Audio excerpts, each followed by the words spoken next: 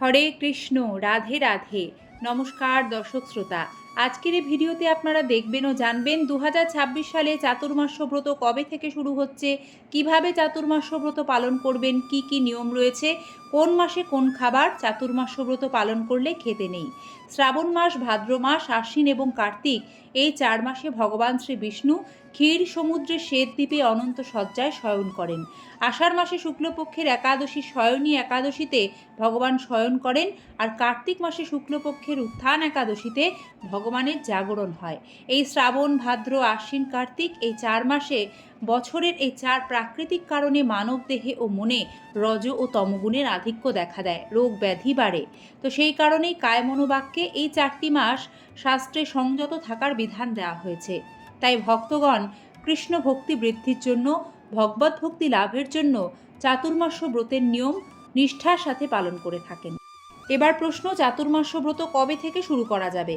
শয়ন একাদশী থেকে চাতুর্মাস্য ব্রত শুরু করা যায়, আবার অনেকে পূর্ণিমা থেকে ব্রত পালন শুরু করেন।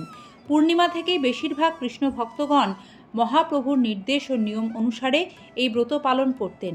তাই আমরা যদি 2026 সালে পূর্ণিমার হিসেব করে চাতুর্মাস্য ব্রত শুরু করি, তাহলে আষাঢ়ের পূর্ণিমা থেকে কার্তিকের পূর্ণিমা পর্যন্ত চাতুর্মাস্যের ব্রত পালন করতে হবে।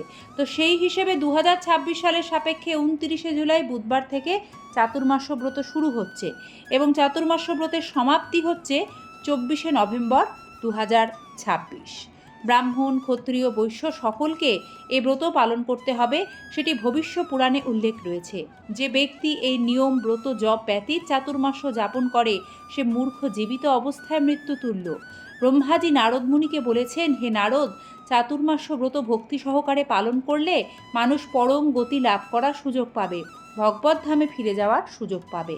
চাতুর্মাস্য ব্রতের নিয়ম কি? নিয়ম স্কন্দ পুরাণ অনুসারে বলা হচ্ছে, শ্রাবণে বর্জ্য শাকং দধি ভাদ্রপদে তথা দুগ্ধম মাসিনে মাসি কার্তিকে চ আমিষং মতম। অর্থাৎ শ্রাবণ মাসে শাক বর্জন করতে হবে, ভাদ্র মাসে দধি বর্জন, আশ্বিন মাসে দুধ বর্জন এবং কার্তিক মাসে সর্বপ্রকার আমিষ দ্রব্য বর্জন করতে হবে। চলুন আমরা জেনে নিই কোন দিন থেকে কোন দিন পর্যন্ত কোন মাস রয়েছে।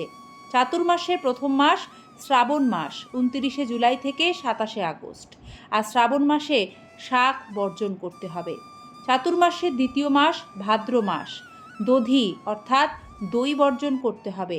সময়কাল 28শে আগস্ট থেকে 25শে সেপ্টেম্বর। চাতুর্মাসের তৃতীয় মাস আশ্বিন মাস, আশ্বিন মাসে দুধ বর্জন করতে হবে। আশ্বিন মাসের সময়কাল 26শে সেপ্টেম্বর থেকে 25শে অক্টোবর।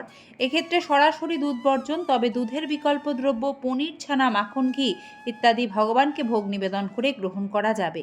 চাতুর্মাসের চতুর্থ ও সর্বশেষ মাস কার্তিক মাস, যাকে পবিত্র দামোদর মাস বলা হয়। এই মাসে মাসকলাই সহ সকল প্রকার আমিষ দ্রব্য বর্জন করতে হবে। কার্তিক মাসের সময়কাল 26শে অক্টোবর থেকে 24শে নভেম্বর। এখন আমরা জানব কিভাবে আপনারা এ ব্রত পালন করবেন এবং ব্রত চলাকালীন কি কি করবেন। শাস্ত্রের নিয়ম অনুযায়ী এই 4 মাসে বেশি বেশি হরিনাম জপ করতে হবে।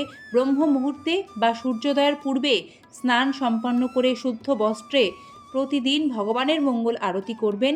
শ্রাবণে শাক বর্জন, ভাদ্র মাসে দই বর্জন, আশ্বিনে দুধ বর্জন, কার্তিকে মাসকলাই, শিম, বরবটি, বেগুন ইত্যাদি বর্জন করবেন। ভগবানকে ভোগ নিবেদন করে প্রসাদ পাবেন। ভগবানের সেবা, অর্চন, রন্ধনে দিন অতিবাহিত করলে ভালো ফল পাবেন। এছাড়াও ভাগবত পাঠ, কীর্তন ইত্যাদির মাধ্যমে যত বেশি করে হরিনাম সংকীর্তন এই 4 মাস করবেন, ব্রতের পূর্ণ ফল লাভ করবেন। শ্রীকৃষ্ণ ভক্তি লাভ ও ভগবত ভক্তি লাভই হল এই ব্রত পালনের মুখ্য উদ্দেশ্য। তাই সকলকে অনুরোধ করব একবার একসাথে বলতে, হরে কৃষ্ণ কৃষ্ণ কৃষ্ণ হরে হরে, হরে রাম রাম রাম হরে হরে। শ্রীকৃষ্ণ কৃপায় সকলের মঙ্গল হোক। সম্পূর্ণ পর্বটি দেখার জন্য আপনাদের জানাই আন্তরিক ধন্যবাদ, বিনম্র শ্রদ্ধা। ধন্যবাদ, নমস্কার।